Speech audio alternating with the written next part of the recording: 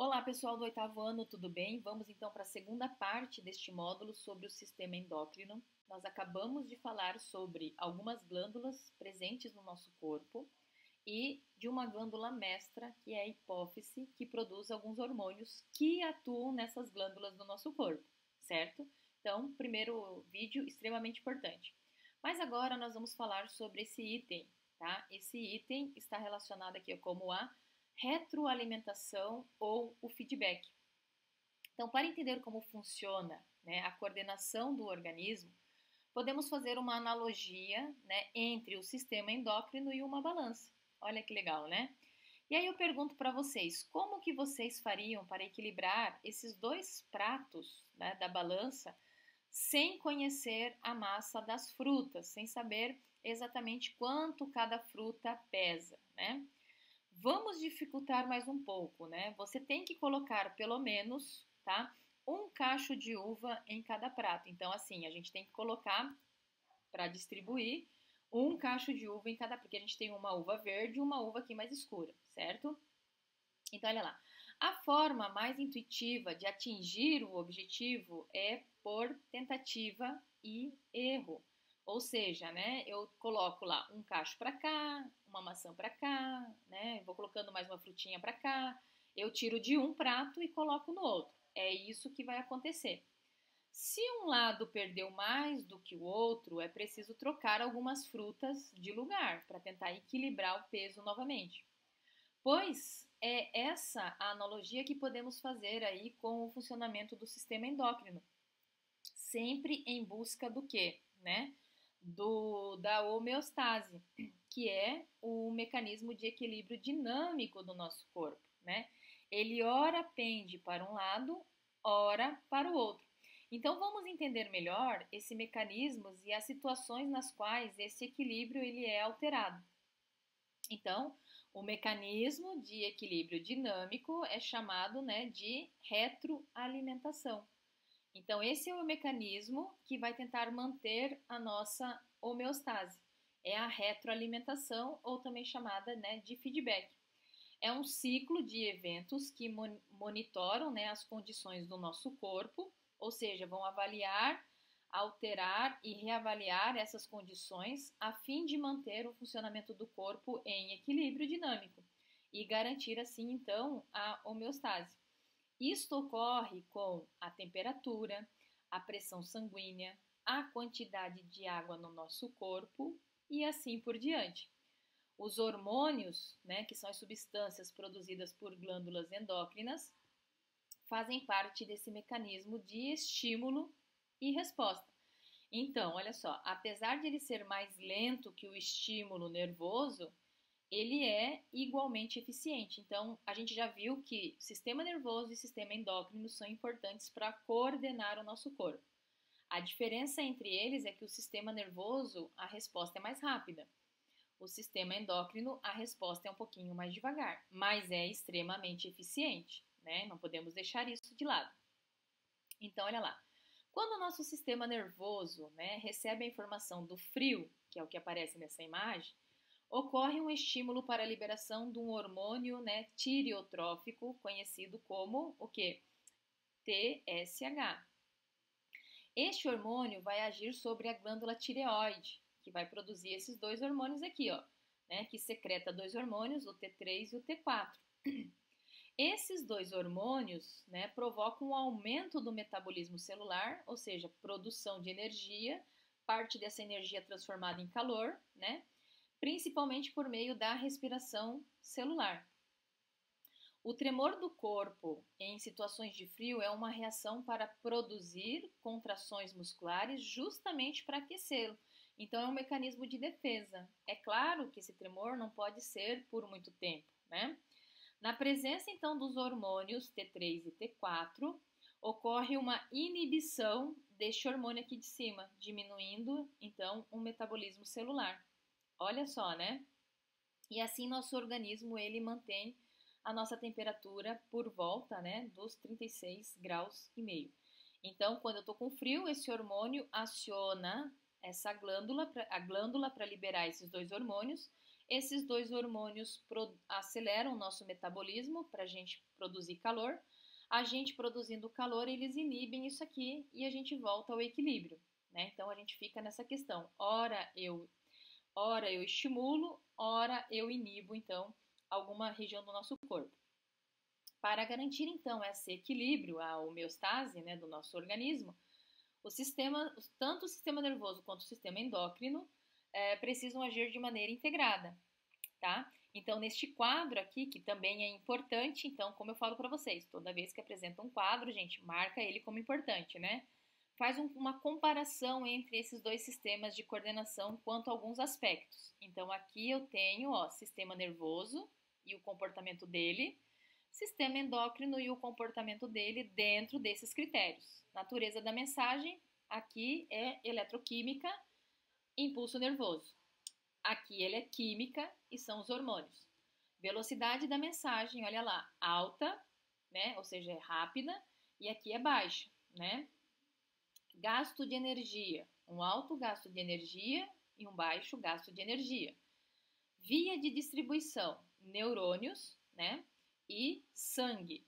Ação sobre os tecidos, em geral, restrita a determinada região ou células de um órgão, com efeito localizado. Em geral, ampla e sistêmica, né? Então, ou seja, para todo o corpo, certo? Vou abrir um parêntese de uma atividade aqui que aparece essa imagem para vocês, né? Essa imagem, então, ele mostra a manutenção da taxa hormonal de cálcio no sangue. Então, a gente vai trabalhar essas duas glândulas aqui, ó. A glândula, a paratireoide e a glândula paratireoide, essa em formato de H. E a glândula paratireoide são esses pontinhos amarelos aqui, certo? Então, o que acontece? Olhando aqui, ó, número 1.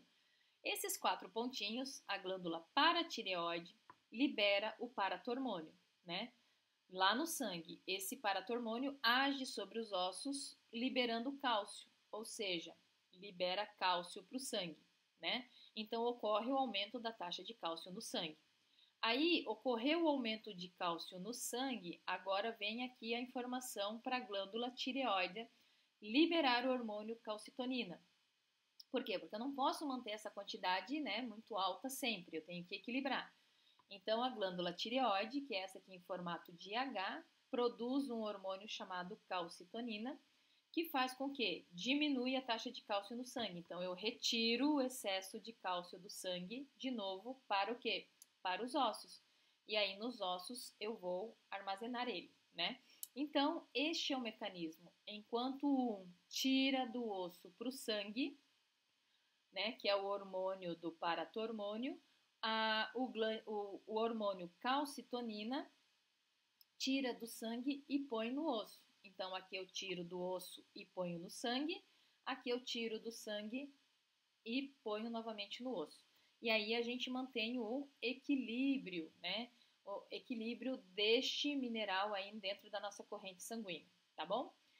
Aí nós temos aqui, ó, o pâncreas e seus hormônios. Também temos uma leitura para fazer seguindo essa numeração, para ficar mais fácil, né?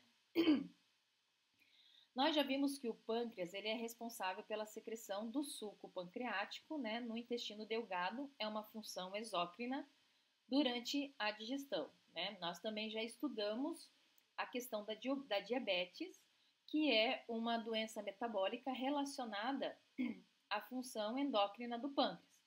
Então, entre as células produtoras de enzimas digestivas, agrupam-se outros tipos de células do pâncreas. Então, a gente está falando aqui, ó, do pâncreas, né?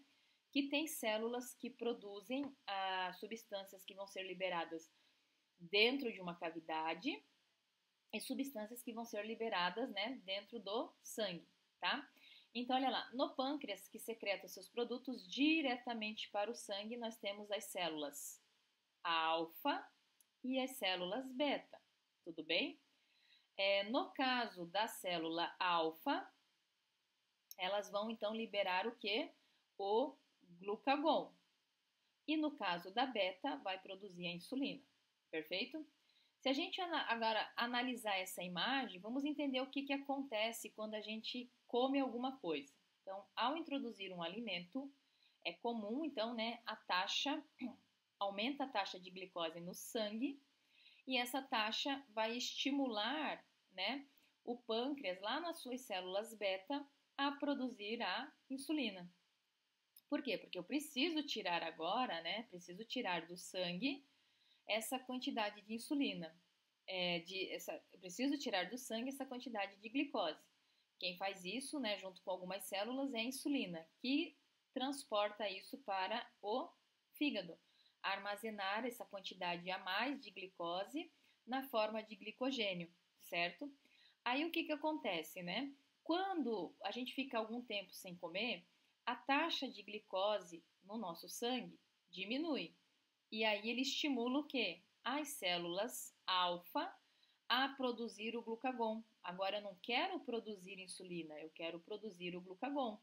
O glucagon ele tem a função de pegar aquela glicose armazenada na forma de glicogênio, quebro esse glicogênio em glicose de novo. E aí eu jogo para o sangue de novo, né? E o ciclo continua, certo? Então é por isso que acontece esse processo. Olha como ele é dinâmico. Ora a gente produz a insulina, ora a gente produz a glicose. Tudo bem? Então, se a taxa de glicose no sangue ficar muito baixa, aqui ó, né? Como logo após acordarmos, após prática intensa de atividade física ou após fazermos um jejum prolongado, as células alfa, lá das ilhas pancreáticas, que é a região que produz, né, são estimuladas a liberar o glucagon, hormônio que estimula as células hepáticas, ou seja, as células do fígado, a transformar então o glicogênio em glicose e lançá-los de novo ali na corrente sanguínea, elevando a nossa glicemia, tá? Então é isso que acontece. Na sequência nós falamos aí da diabetes mellitus, ou também conhecida popularmente como diabetes, ela pode ser do tipo 1 e do tipo 2. Nos dois casos, observa-se uma elevada taxa de glicose no sangue, chegando ao ponto de esse açúcar ser eliminado pela urina, né? Uma das formas de diagnosticar a doença, né? Um dos sintomas dessa condição é uma diurese, ou seja, uma alta produção de urina, né? Que tem ali, né, vestígios de glicose. No diabetes do tipo 1, o organismo deixa de produzir a insulina ou a produz em quantidade insuficiente devido a uma redução da quantidade de células beta, né? Assim, a glicose fica no sangue e deixa de ser usada como energia. Essa doença aparece geralmente na infância ou na adolescência, mas também pode ser diagnosticada em adultos. Entre os diabéticos, de 5 a 10% dos casos, né, são do tipo 1 e essas pessoas dependerão do uso diário de insulina para ter uma vida normal, além de uma alimentação adequada e prática de exercícios físicos para controlar os níveis de glicose no sangue. E ainda continuando, né, com incidência maior, né, em pessoas acima de 40 anos, o diabetes do tipo 2 é até 10 vezes mais frequente que o tipo 1 e tem estreita relação com os maus hábitos alimentares, com o sedentarismo e obesidade. Nesta doença, a elevação da taxa de glicose no sangue deve-se à diminuição dos receptores de insulina nas células do corpo, o que reduz a resposta de absorção da glicose. Em muitos casos, ele pode ser controlado com uma dieta e exercícios regulares. Em casos de maior gravidade, o controle depende, né, de insulina ou de outros medicamentos, tudo bem?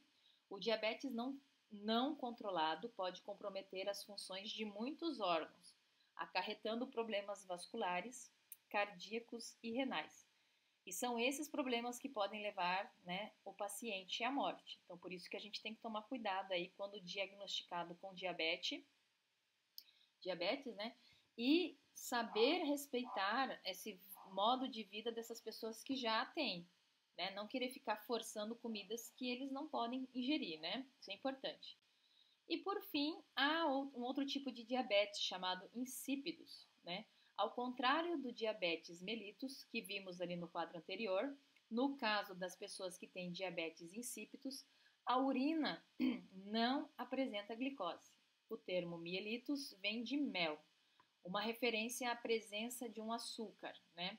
A glicose, né? A presença desse açúcar na urina. Já o termo insípidos significa sem gosto, apenas como oposição à urina doce do outro tipo de diabetes. No diabetes insípidos, a grande diurese é provocada por algum problema na hipófise, que não produz o hormônio ADH. Com isso, os pacientes, né, não reabsorvem adequadamente a água no rim e essa água sairá juntamente com a urina. A designação diabetes nos dois casos se deve à semelhança dos sintomas de urinar muito.